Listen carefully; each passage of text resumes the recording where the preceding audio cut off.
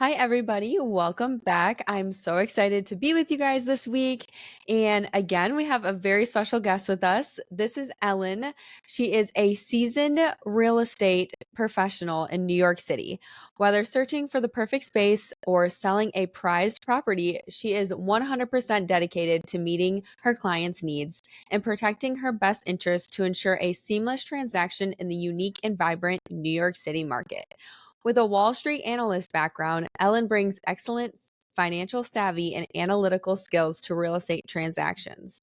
Her command of the digital space and an organized, detail oriented approach helps her navigate all facets of the market. As a native of Manhattan, she understands the ebbs and flows of the market in its diverse neighborhoods. With a bachelor's degree in business administration and mathematics from Carnegie Mellon University and an MBA from Zicklin School of Business, she has also earned the coveted Certified Buyer Representative and Master Certified Negotiation Experts designations. In addition, her keen eye for design and staging and up to date insights on new condominium developments bring greater value to her clients. So I'm so excited to have her here. She just seems like a wealth of knowledge. We had a little bit of a conversation before jumping on here and recording, and I'm so excited to dive into this conversation with her. So, Ellen, I will let you introduce yourself a little bit and we'll get into it. Okay, great. Thank you so much, Stephanie, for this podcast opportunity. I have been in real estate almost 9 years. My background is finance. So during my years on Wall Street, I also bought and sold my own apartment 3 times in Manhattan. I've always loved real estate. I've always lived in New York City. I always loved interior design and decorating and architecture. So after about 30 years in finance, I decided I had enough of that industry Right. and wanted to do something more entrepreneurial. I only wish I had gone into real estate about 10 years earlier. But in any case, I did finally make the leap, and it was a good combination of my skills of finance and business, as well as my interest in real estate, and also New York City, really understanding New York City, the diversity here, the different types of neighborhoods, different types of buildings. Um, you know, we have everything from small studios to 20-room condominium penthouses. Right. And I always say there's something for everyone here in the city. And there's also 5 boroughs. So not everything has to be in Manhattan. Right. So I think because I understand New York City and how neighborhoods change and they gentrify, as well as my finance background, I thought real estate would be a really good career change for me as my next chapter. And as I said, I only wish I had gone into this field earlier. Yeah. Right. Yeah. I'm sure that well, so if you don't mind me asking, what what made you like not go into that career path when you first kind of took that step into Wall Street? What, because you said you wish you would have done it sooner. What kind of stopped you from going into it sooner? Yeah, that's a great question. I think it's just, I had such an employee mentality, and having that steady paycheck is really important. And you just get addicted to having that steady paycheck. Right. The other side of the coin, though, is you're an employee and your future is not always guaranteed, as we know in corporate America and in the banking industry. Those industries go through ebbs and flows like everything else. And it isn't as secure as you think it is. I Right. think in my parents' generation, there was more of a sense of corporate loyalty, and people did work for one company for 50 years and retire and have a pension and a gold star and could Right. retire comfortably. Those days are over. So I think I was sort of, I grew up with parents and relatives from that era, that 50s mentality of, work for a company, do a good job, do what you're supposed to do, and you'll get your pension and retire, Right. and that'll be that. But those days are over. So I think I was I just agree.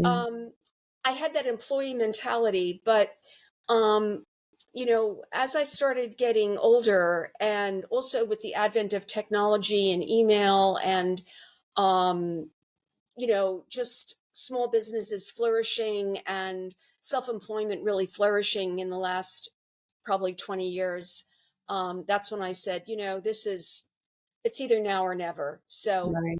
yeah. Yeah. No, that's awesome. I love that.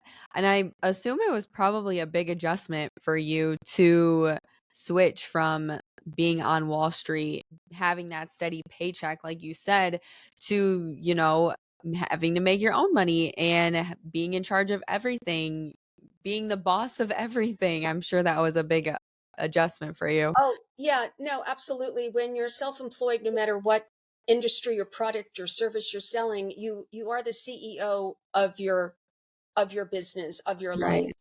And all of a sudden you have to think about marketing and administrative tasks and technology and getting the business and doing the business and Right. dealing with your clients. And yeah, I mean, it's insane. Um, it's It yeah, is. it's really kind of a shock. And I think the first couple of years I was just learning. I was trying to learn as much as I could. And you're also trying to figure out, what processes should I implement? What branding should I do? And it's really trial and error. Yeah.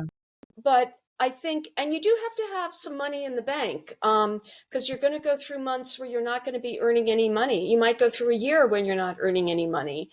And Right. it is very scary. But I also felt like, I don't know, I think I was a little crazy, but I kept thinking, I know I can do this. I just know I can do this. I was seeing other people that were very, very successful doing it very, very well. And I thought, you know, the only thing they have over me maybe is a better suit, or they're maybe a little bit taller, or maybe whatever. I just thought, um, I know I can do this, and I just kept going. Yeah. And and I did have a lot of doubts, and I did have a lot of moments where I thought, maybe this isn't right, and maybe I should go back to being an employee. But then I kept thinking, if I'm going to go back to being an employee and sitting behind a desk and answering to people and meeting my deadlines, I'm always going to be thinking about what if. And I'm Right. always going to be, my mind is going to be elsewhere. And I'm kind of restless. I think I'm just very restless. And I always like to explore new things. And it's sort of my nature. And I think I'm probably too old to be so restless, but I don't know. But I'm Age is still just a here. number. I know. But, Exactly. I have my health, and I work out with Holly Rillinger. I lift weights, and I eat well, and I try to get 7 to 8 hours of sleep a night. And I just feel like, you know what? It's just life is so short, and I'm just going to keep going. And I have to say, finally, business is coming to me more easily. And Amazing. I am making a decent living, and things are good. And I am not as overwhelmed as I was. So, That's awesome. yeah. Did I answer your question? I think so. I will say though, I feel like every entrepreneur has that thought of like, maybe I could go be an employee. I mean, it definitely would be easier to just go and be an employee and work for someone else. But like you said, like we would have that what if. And I'm like you, like I'm restless. I'm not gonna be able to sit there and sit behind a computer and work for somebody else and build somebody else's dream when I can go and I can build my own dream. Yeah, yeah. And I think it was also important for me to surround myself with other people in the same headspace. Yes. Other real estate brokers that were starting real estate, or just other self-employed people. I also listened to Marie Forleo a lot. I don't know if you know Marie Forleo. She's really Mm-mm. good. Hmm. And there's just so much out there now Yeah. online with, social media and YouTube. And there's just so many entrepreneurs out there that I think that we're in an economy now that really supports self-employment more than ever. Yes. Absolutely. Yeah. So, with you being in the real estate market and being in Manhattan, such a huge city, like New York is crazy. So, how do you manage the clients and, keeping them happy? Yeah, that I think is my number one challenge. You know, personalities. Um, some people are fantastic, and some people need more guidance or more help, or buyers, especially first time buyers. It's an emotional decision. It's a lot of money. They have a million questions, and you Right, really just have to be patient and guide them through. Um, some sellers can be very difficult and don't understand why something isn't selling. It could be a million reasons. It could be you just haven't found the right buyer. Sometimes compare real estate to relationships. When women say, I haven't found the one, I haven't found the one, what's wrong with me? What's wrong with me? There's nothing wrong with you. You just haven't found the one. Be patient, you know? right, I mean, the right, same thing with real estate. You just haven't found the right buyer or you haven't found the right seller. And it's going to come, as long as you put everything in place. You do the staging, you do the marketing, you follow up with clients, you follow up with brokers. If you do your homework and you price something correctly, it will come. But right. people, it's emotions, and it's a matter of kind of like playing therapist in a way, which I've never done in my life. I've gone to a therapist for my own crazies, but it is just being kind, being calm, trying not to be emotional, um, stating the facts, and doing your homework, because facts don't lie. Right, So right.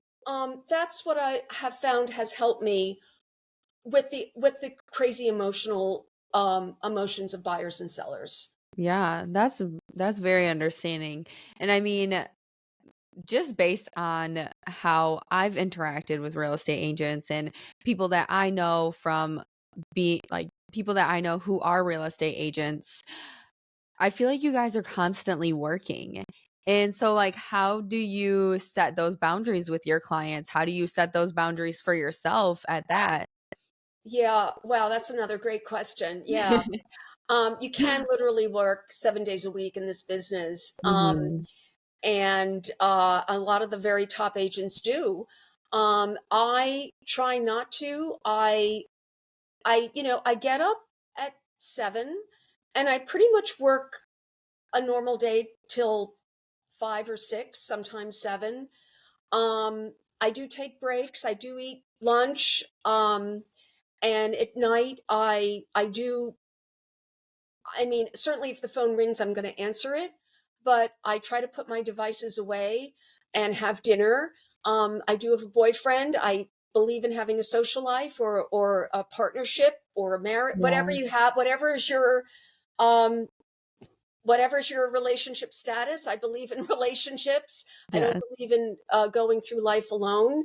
And I think it's important to devote time to exercise and sleep. Mhm. I mean, there are weeks where it just can't be helped, where I do have Right. to work insane hours, but I try to take breaks the following week, take a day off or take a weekend off, get out of the city, be out in nature. That's always very good for you. So I Yeah. think because I have flexibility in my schedule, I try to devote time to taking breaks. But you can't, you'll burn out, because if you just going, I know for me, then I'm going to make mistakes because I'm tired, Right. or I'm not at my best. I'm not in a good mood. I'm not going to be good for my clients because I have to be there for my clients. I have to be in a good mood. Yeah. No, definitely. It seems like you maintain like a pretty good life balance. Like, take us through what a day to day looks like for you as a real estate agent. Oh gosh. Well, it really varies. I try, like I said, I get up at around 7, and I'll always have my coffee. and Gotta have the some coffee. Mhm. breakfast, and then I'll just start. Sometimes, oh, I do in the morning as I'm having my coffee. I do listen to a lot of podcasts now, and that puts me in a very positive frame of mind. And That's it's a awesome. wide range of podcasts, but mostly very current on business or news. And then I always have music on in the background because I love music. And I start with emails. I start with, what's going on. I address everything that has to be addressed immediately. I tend to I've been doing a lot of podcasts in the afternoon. I tend to show apartments in the late afternoon or early evening. Sundays, I have my open houses. Um, and I do a newsletter. I send that out once a month. I do have I'm not a personal assistant. I have an assistant that helps me 2 hours a day, Monday, Wednesday, Friday, where we do a lot of prospecting with sellers. She sends out, I mean, it's all very easy. It's a process. She does it for me. And I do a lot of Google, building up my Google business page. She helps me with that. I just recently hired her because I just needed to do the help. And it's really been a Right. tremendous having her. That's So awesome. I'd say that, I do work from home a lot. I like working from home. I like my creature comforts. I like my music. I have better food here than I do at the Compass office where they have free M&Ms. I'll be at the M&M machine all day if I'm there. But I think it's also important to go to the office. I try to go to Compass office once a week. Usually have meetings.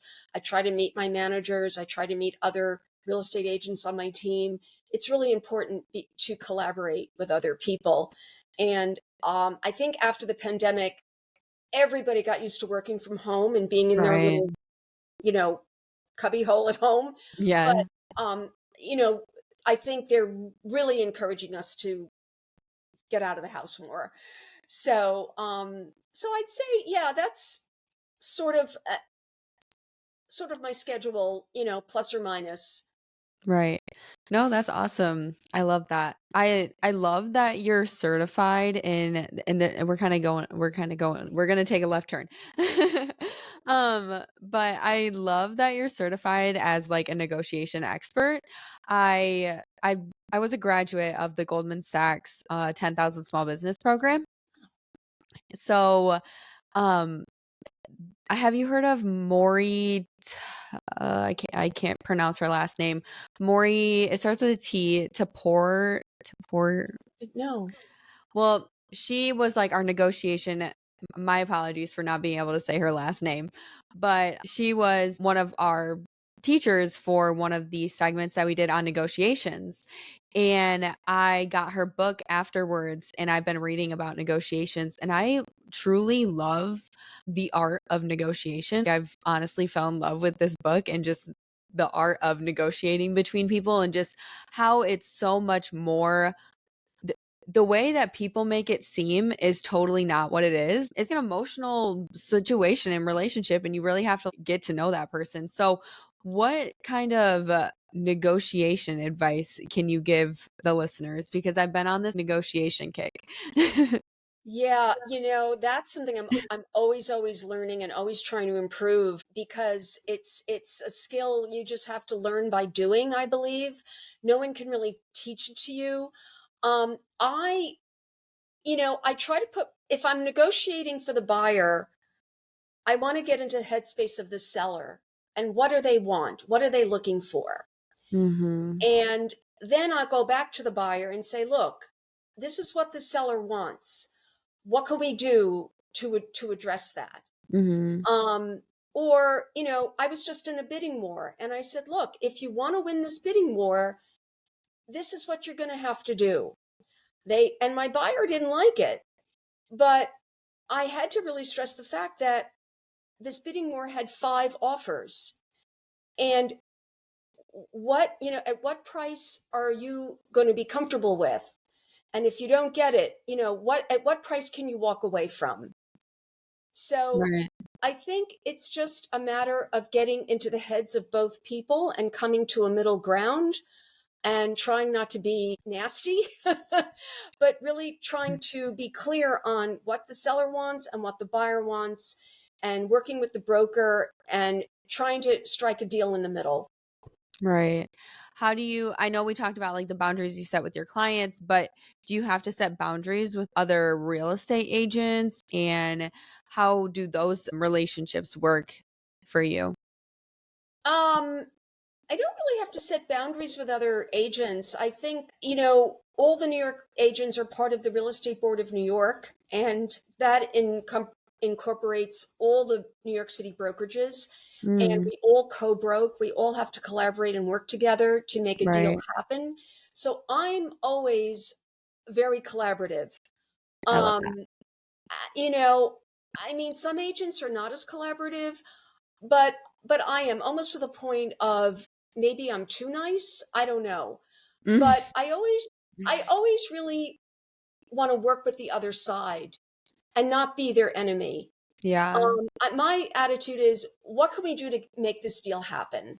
right. So I don't have really boundary issues with other agents.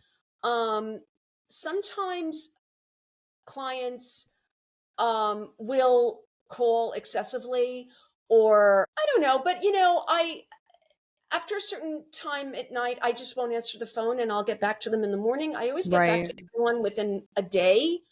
Um, and if I can't, I'll just send a quick text. Look, I'm traveling or I'm away, but I'll get back to you on Monday, or someone Right. from my team will get back to you. So I do believe in good communication and getting back to people quickly. I haven't found boundaries to be an issue. Sometimes with myself, I'm not always Mm, able to, for social events, I'm not always able to do everything, to do all the things I want to do. I remember right. when I was an employee, um, I was much more active socially. I had a lot more things that in during the week that I would do, and now I don't I'm not as active socially, but you know, I don't know.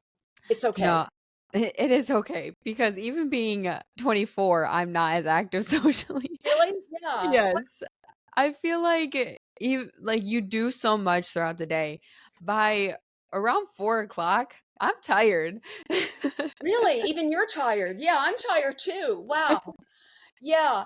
I think also the pandemic changed a lot of people from not going out as much. I don't Yeah. know, but yeah, I do find I'm not as social as I used to be.